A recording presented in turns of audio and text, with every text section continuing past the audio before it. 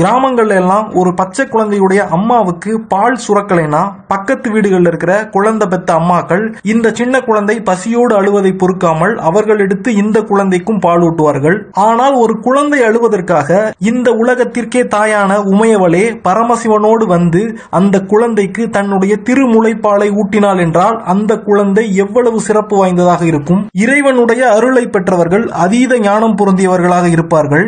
இந்த குழந்தையோ இறைவியுடைய அமுதப்பாலையே குடித்து விட்டது. அப்படி என்றால் அந்த குழந்தைக்கு எவ்வளவு ஞானம் இருந்திருக்கும் என்று யோசித்து பாருங்கள். பார்வதி தேவியிடம் பாலை குடிக்கும் போது அந்த குழந்தைக்கு வயது 3. அந்த 3 வயதிலேயே செந்தமிழால் பதிகம் பாடி தேவார பாடல்களை இயற்றினார். தன்னுடைய 7 வயதிலேயே 4 வேதங்களையும் கற்றுணர்ந்த ஞானியாக இருந்தார். அவர் வாழ்ந்த காலத்திலே 10,000த்திற்கும் மேற்பட்ட பாடல்களை பாடினார். வெறும் 16 வயது கூட நிரம்பாதிருந்த போது சமண சமயத்திலே ஊறி கிடந்த பாண்டிய மன்னனை சைவ சமயத்திற்கு திருத்தினார். பாண்டிய நாட்டை மத கொள்கைகளால் ஆக்கிரமித்திருந்த 8,000 சமணர்களை கழுவேற்றினார். இந்த ஞான குழந்தைதான் 63 நாயன்மார்களில் ஒருவரான திருஞான சம்பந்தர். அவருடைய வாழ்க்கையில் நடந்த மிக முக்கியமான விஷயங்களை இந்த வீடியோல பார்க்கலாம். இதே மாதிரியான ஆன்மீக தகவல்கள் உங்களுக்கு கிடைக்கிறதுக்கு மறக்காம இந்த சேனலை சப்ஸ்கிரைப் பண்ணிக்கங்க. 7ஆம் நூற்றாண்டிலே சைவ சமயத்துடைய புகழ் மழுங்கடிக்கப்பட்டு சமண சமயமானது தமிழ்நாடு முழுவதும் பரவி இருந்தது. அநேக மன்னர்கள் சமண சமயத்தை தழுவி இருந்தார்கள். பெரும்பாலான மக்களும் சமண சமயத்தை பின்பற்ற கட்டாயப்படுத்தப்பட்டிருந்தார்கள். அந்த காலத்திலே ஒரு அந்தன குடும்பத்திலே திருஞான சம்பந்தர் பிறப்பெடுக்கின்றார். அவருடைய தாயாரும் தந்தையும் சைவ சமயத்தினுடைய புகழை மீண்டும் உயிர்ப்பிக்கும் விதமாக ஒரு குழந்தை வேண்டும் என்று இறைவனிடம் அந்த குழந்தையை வேண்டி பெற்றிருந்தார்கள். திருஞான சம்பந்தருக்கு 3 வயது இருக்கும் போது அவருடைய தந்தையார் ஒரு குளத்திலே நீராட சென்றிருந்தார். சிறு குழந்தையான திருஞான சம்பந்தரும் தந்தையுடன் வருவதாக அடம்பிடித்து அங்கே சென்றிருந்தார். திருஞான சம்பந்தரை குளத்தின் கரையிலே அமர்த்திவிட்டு அவருடைய தந்தை அந்த குளத்திலே மூழ்கி குளித்துக் கொண்டிருந்தார். வெகுநேரமாகியும் தந்தை கரைக்கு திரும்பாததால் திருஞான சம்பந்தர் தந்தையை தேடியும் பசியாலும் அழ ஆரம்பித்தார். இதனை பார்த்து மனம் பொறுக்காத பரமசிவன் உமையவளோடு அந்த குளக்கரைக்கு வந்தார். சிறு குழந்தையான திருஞான சம்பந்தருக்கு இறைவியுடைய அமுதப்பாலை கொடுத்தருளும்படி பரமசிவன் கேட்டுக்கொண்டார். அதன்படி உமையவளும் தன்னுடைய அமுதப்பாலை ஒரு பொற்கிண்ணத்திலே வைத்து திருஞான சம்பந்தருக்கு ஊட்டினார். திருஞான சம்பந்தருடைய தந்தை குளத்திலிருந்து வெளியே வரும்போது பரமசிவனும் பார்வதியும் மறைந்து போனார்கள். சம்பந்தருடைய தந்தை வந்து பார்க்கும் போது திருஞான சம்பந்தரின் முகத்திலே பால் வடிந்து கொண்டிருந்தது. யார் உனக்கு இந்த பாலை கொடுத்தார்கள்? நான் குளத்திலே குளித்துக் கொண்டிருக்கும் போது யார் பால் கொடுத்தாலும் நீ குடித்து விடுவாயா என்று திருஞான சம்பந்தரை அந்த தந்தையார் அதட்டினார். யார் உனக்கு பால் கொடுத்தது கூறு என்று கேட்கும் போது வானத்தை நோக்கி காட்டினார் திருஞான சம்பந்தர். வானிலே பரமசிவனும் பார்வதியும் காட்சியளித்தார்கள். அது திருஞான சம்பந்தருடைய கண்களுக்கு மட்டுமே தெரிந்தது. அவருடைய தந்தையாரின் கண்களுக்கு தெரியவில்லை.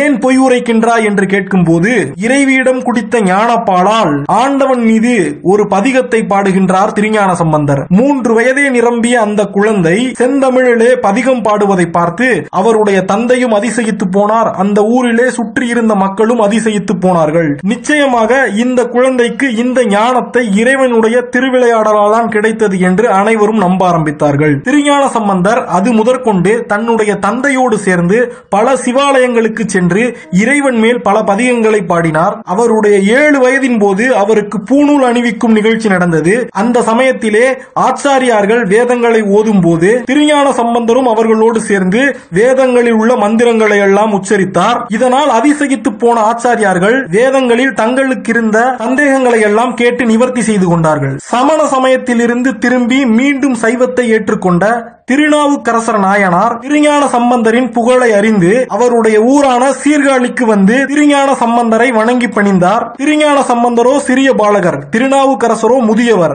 அதனால் நீங்கள் எனக்கு அப்பாவை போன்றவர் என்று திருஞான சம்பந்தர் திருநாவுக்கரசருக்கு அப்பர் என்ற பட்டத்தை வழங்கினார். அது முதற்கொண்டு திருநாவுக்கரசர் அப்பர் என்று அழைக்கப்பட்டார். திருஞான சம்பந்தர் பல அற்புதங்களை நிகழ்த்தி காட்டினார். ஒரு முறை ஒரு கோவிலுக்கு அவர் தல யாத்திரையாக சென்ற போது அந்த கோவிலிலே இறைவனை வழிபட்டு விட்டு ஒரு பெண்ணும் அவளுடைய முறை மாமனும் அங்கிருந்த மண்டபத்திலே தங்கியிருக்கின்றார்கள். அப்போது ஒரு நாகப்பாம்பு அந்த மாமனை கடித்து கொன்று விடுகின்றது.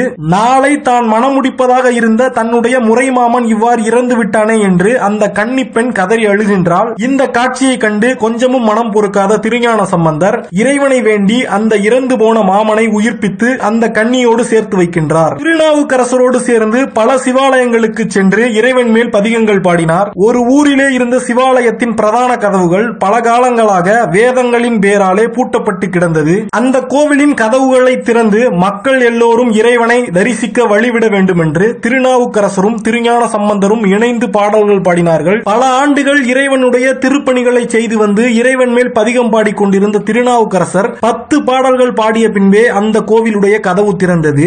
ஆனால் திருஞான சம்பந்தர் அனைவரும் வழிபட்ட பின்பு அந்த கோவிலுடைய கதவை அடைப்பதற்காக ஒரே பாடலே பாடினார். அந்த கோவிலுடைய கதவு அடைக்கப்பட்டது. இதிலிருந்து திருஞான சம்பந்தருடைய பெருமையை நாம் தெரிந்து கொள்ளலாம். திருஞான சம்பந்தருடைய இறை பக்தியும் சைவ சமயத்தை வளர்ப்பதில் அவருடைய தொண்டும் இவ்வாறு சென்று கொண்டிருக்கையில் பாண்டிமாதேவி மங்கையர்க்கரசியிடமிருந்து அவருக்கு ஒரு அழைப்பு வருகின்றது. பாண்டியன் ஆண்டு கொண்டிருந்த மதுரையிலே சமணர்களுடைய ஆதிக்கம் அந்த சமயத்திலே அதிகமாக நிலவியது. நின்ற சீர் நெடுமாற பாண்டியன் என்ற மன்னன் மதுரையை அந்த காலத்திலே ஆண்டு வந்திருந்தான். அவன் சைவ சமயத்திலிருந்து பிறழ்ந்து சமண சமயத்தை ஏற்றுக்கொண்டிருந்தான். சமணர்களுடைய அறிவுரையின்படியே அவன் ஆட்சி நடத்தி கொண்டிருந்தான். ஆனால் அந்த பாண்டிய மன்னனுடைய மனைவி மங்கையர்க்கரசியும் அவனுடைய மந்திரி குலச்சிறையாரும் மீண்டும் அரசனை சைவ சமயத்திற்கு திருப்ப வேண்டும் என்று உறுதி பூண்டிருந்தார்கள். அதற்காகவே திருஞான சம்பந்தரை மதுரைக்கு வரும்படி அழைப்பு விடுத்திருந்தார்கள். திருஞான சம்பந்தரும் அரசியினுடைய அழைப்பை ஏற்று மதுரைக்கு வருகை புரிந்தார். மதுரையிலே திருஞான சம்பந்தர் ஒரு மடத்திலே தங்க வைக்கப்பட்டிருந்தார். சம்பந்தருடைய வருகையை அறிந்த சமண குருமார்கள் இந்த சிறுவன் சமணத்திற்கு எதிராக சைவத்தை பரப்புபவன் என்று பாண்டிய மன்னனிடம் பல குறைகளை கூறி ஞான சம்பந்தரை தீயிட்டு கொளுத்துவதற்கு முடிவு செய்தார்கள். அவர் தங்கியிருந்த மடாலயத்திற்கு சென்று நெருப்பினை பற்ற வைத்தார்கள். நெருப்பு கொழுந்துவிட்டு எரிந்து கொண்டிருந்தது. ஆனால் ஞான சம்பந்தர் கொஞ்சமும் கவலைப்படவில்லை. அந்த நெருப்பினை பார்த்து சிரித்துக் கொண்டே இந்த நெருப்பு மெல்ல மெல்ல பாண்டிய மன்னனிடம் போய் சேரட்டும் என்று கூறினார். அதன் பிறகு பாண்டிய மன்னன் வெப்பு நோயால் பாதிக்கப்பட்டிருந்தான். பல பராக்கிரமங்களை புரிந்திருந்த இந்த பாண்டிய மன்னனை வெப்பு நோய் பாடாய்படுத்தியது. உடல் முழுவதும் தாங்காத எரிச்சல் இருந்தது. அவனுடைய உடலும் கூன்பட்டு போனது. அதனால் கூன் பாண்டியன் என்ற பெயரிலே அழைக்கப்பட்டான். ஒரு காலத்திலே மிகப்பெரிய பராக்கிரமங்களை செய்திருந்த இந்த மன்னன் சோழ தேசத்தின் மீது படையெடுத்து சென்று மணிமுடி சோழனை தோற்கடித்து அவருடைய மகளான மங்கையர்க்கரசியை மணந்து தன்னுடைய ராணியாக்கி கொண்டார். ஒரு சேர மன்னனையும் தோற்கடித்திருந்தார். திருநெல்வேலி சீமையின் மீது போரிட்டு அதையும் கைப்பற்றியிருந்தார். இப்படி அந்த மன்னன் பல சாதனைகளை புரிந்ததுண்டு. இன்று இறைவனுடைய திருவிளையாடலால் வெப்பு நோயால் பாதிக்கப்பட்டு திணறிக் கொண்டிருந்தான். அவனை குணப்படுத்துவதற்காக சமணர்கள் தங்களுக்கு தெரிந்த பல மந்திரங்களை ஓதி பார்த்தார்கள். ஒன்றும் நடக்கவில்லை. அதனால் திருஞான சம்பந்தர் அழைத்து வரப்பட்டார். இப்போது சமணர்களுக்கும் ஞான சம்பந்தருக்கும் போட்டி உருவானது. சமணர்கள் தங்களுடைய கமண்டலத்தில் இருந்த புனித நீரை எடுத்து பாண்டிய மன்னனுடைய உடலிலே ஒரு சரிபாதியை தேய்த்து விட்டார்கள். தங்களுடைய மயில் இறகினால் மன்னனுடைய உடல் முழுவதும் துடைத்தெடுத்தார்கள். மன்னனுக்கு அந்த வெப்பு நோய் குணமாகவில்லை. மன்னனுடைய மறுபுறத்திலே திருநீற்றினை எடுத்து ஞான சம்பந்தர் உடல் முழுவதும் பூசி வெப்பு நோயை போக்கி காட்டினார். அப்போதே பாண்டிய மன்னருக்கு ஞான சம்பந்தரின் மீது நம்பிக்கை பிறந்திருந்தது. ஆனாலும் திருஞான சம்பந்தர் சமணர்களை தோற்கடித்து பாண்டிய மன்னனை சைவ சமயத்திற்கு மாற்றுவதற்காக விரும்பினார். அதனால் ஒரு போட்டிக்கு ஏற்பாடு செய்யப்பட்டது. ஒரு புறத்திலே சமண குருமார்கள் தங்களுடைய மந்திரங்களை எழுதிய ஓலைகளை தீயிலே இட்டார்கள். மறுபுறத்திலே திருஞான சம்பந்தர் சிவபெருமானுடைய பதிகங்களை தீயிலே இட்டார். சமணர்களுடைய ஏடுகள் தீயினால் எரிந்து போனது. ஆனால் ஞான சம்பந்தருடைய ஏடுகள் எரிக்கப்படாமல் ஆண்டவன் அதை நெருப்புக்கு மேலே தூக்கி கொடுத்தார். அடுத்த போட்டி மதுரையிலே வைகை நதியினிலே சமணர்களுடைய புனித ஏடுகளும் ஞான சம்பந்தருடைய புனித ஏடுகளும் இடப்பட்டன. சமணர்களுடைய ஏடுகள் ஆற்றோடு அரித்து கொண்டு போனது.